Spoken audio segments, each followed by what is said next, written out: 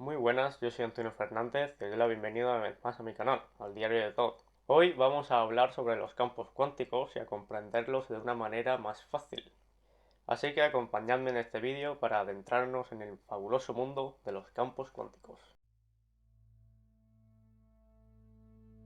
La Tierra es una amalgama formada por los tres campos cuánticos que conoce la humanidad unidos por la gravedad. Una partícula que viaja de un lugar a otro solo puede ser detectada en su punto de salida y en su punto de llegada. Pero, ¿qué camino recorre esa partícula para ir de un lugar a otro? Pues una partícula puede tomar todos los caminos posibles que le ofrezca el espacio-tiempo siempre y cuando no la podamos observar, nos parezca o no lógico. Y es que para comprender el mundo cuántico has de deshacerte de toda lógica comprensible, ya que aquí las cosas no funcionan como cabría de esperar. Las partículas no se mueven como nada que hayas visto o experimentado en tu vida cotidiana. La pertenencia a un campo cuántico implica realmente que las partículas se dividen constantemente en muchas imágenes de sí mismas.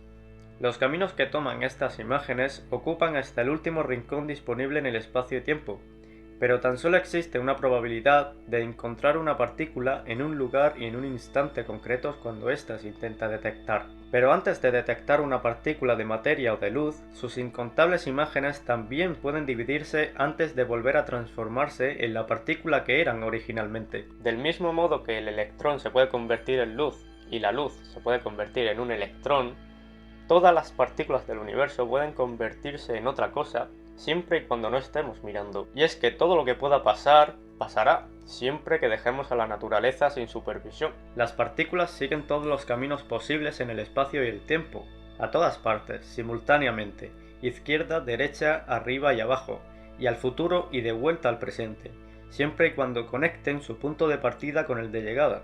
Las partículas que nadie observa viajan a través de todos los caminos que les ofrece el espacio-tiempo. De modo analógico, cuando detectamos una partícula, ésta deja de estar en todas partes y está en un lugar en concreto. Y cuando nadie observa, la partícula se encuentra en todas partes. Y es que la realidad cambia cuando la miras. El simple acto de supervisar la naturaleza hace que cambie. Aquí puedo poner el ejemplo del experimento del gato de Schrödinger. Este experimento te dice que mientras observes al gato fuera de la caja, está ahí, está vivo y caminando. Pero cuando el gato se encuentra dentro de la caja encerrado, ya la cosa cambia. Al no poder observarlo, el gato está tanto vivo como muerto a la vez. Y es que este experimento nos muestra cómo funciona la mecánica cuántica. Entonces, se crean partículas aparentemente de la nada, y antes de desaparecer, estas partículas recorren todos los caminos posibles que su libertad cuántica les permite tomar. Pero la aparente nada es en realidad el campo cuántico que las rodea, como una gota de agua en el océano. Como estos llenan hasta el último rincón del espacio-tiempo, las partículas pueden materializarse en cualquier lugar y en cualquier instante. Partículas fusionándose por todas partes, las cuales ocupan todo el espacio-tiempo disponible. Partículas que se mueven e interactúan entre sí, y aparecen y desaparecen en estallidos de luz o energía. Esto es el vacío del espacio-tiempo, campos cuánticos con el mínimo nivel de energía posible, con partículas que surgen espontáneamente de ellos, se desplazan por todas partes y vuelven a desaparecer. En 1948, el físico holandés Hendrik Casimir predijo que si un vacío se definía según estos términos, no solo deberían de existir distintos tipos de vacíos, sino que también ejercerían un efecto muy concreto en nuestro mundo, un efecto que puede detectarse. Por ejemplo, si tenemos dos planchas de metal minúsculas situadas la una frente a la otra y las dejamos en esa posición, deberían moverse. Tendrían que repelerse o atraerse entre sí debido a la diferencia existente entre el vacío que la delimitan y el vacío que las rodea. Esto debería pasar, y de hecho pasa, por el simple hecho de que hay más espacio alrededor de las planchas que entre ellas. Este detalle provoca que las partículas que se materializan de la nada entre ambas planchas sean distintas a las que aparecen en su exterior, lo que provoca que ambos vacíos sean distintos. Este efecto se conoce como el efecto Casimir. El efecto Casimir confirma que el vacío no existe. De hecho, existen varios vacíos que pueden generar una fuerza, la energía del vacío. Cada vez que se materializa un electrón, se debe a que el vacío del campo electromagnético que lo rodea recibe una porción de energía. Cada vez que aparece un gluón, procede de la energía que emite o recibe el vacío del potente campo de interacción. Cada vez que se produce una desintegración radiactiva, el vacío del campo débil se ve implicado en el fenómeno y activa sus neutrinos elementales. Y es que cuanta más energía posea el vacío, más partículas elementales podrían surgir de él. No obstante, la simplicidad es algo que siempre agrada descubrir a los científicos teóricos.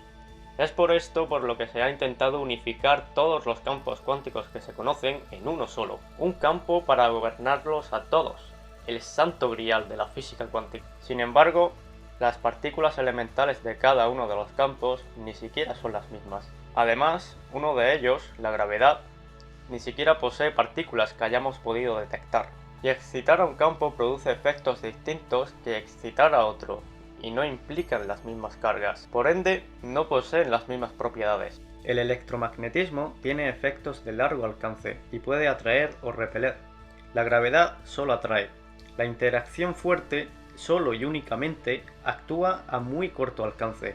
Y sin embargo, para obtener una aleación de dos materiales distintos, basta con calentarlos. Si lo haces a una temperatura lo bastante elevada, se funden y crean algo nuevo.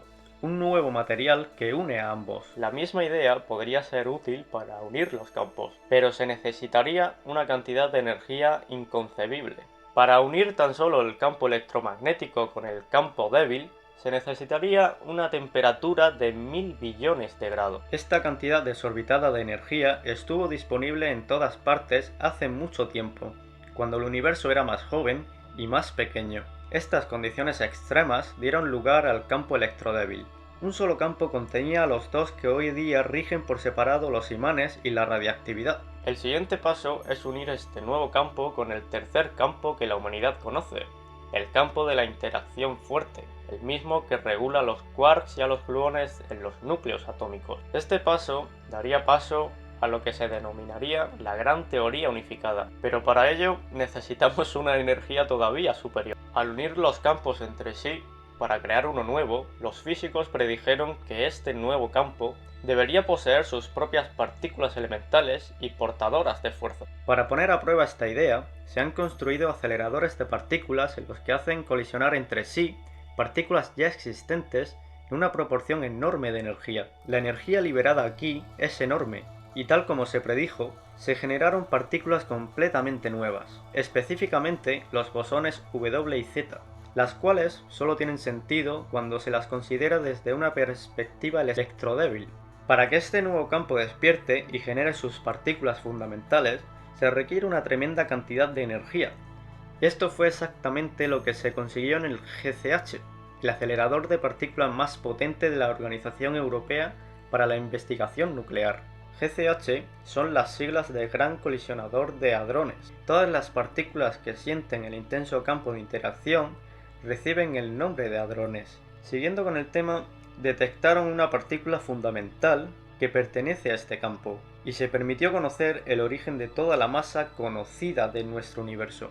A la partícula detectada se la denominó bosón de Higgs, y el campo que se extrajo se conoce como campo de Higgs. Se había descubierto cómo se generó parte de la masa hace 13.800 millones de años, mientras el universo se enfriaba. Y es que el campo de Higgs no es el responsable de la masa de todo aquello de lo que estamos hechos, sino solo de una parte. Si el campo de Higgs se apagase repentinamente, los quarks perderían toda su masa y moriríamos al instante. Sin embargo, la masa de los neutrones y los protones apenas cambiaría. Y hasta aquí he podido resumir el fabuloso mundo de la física cuántica y de los campos cuánticos.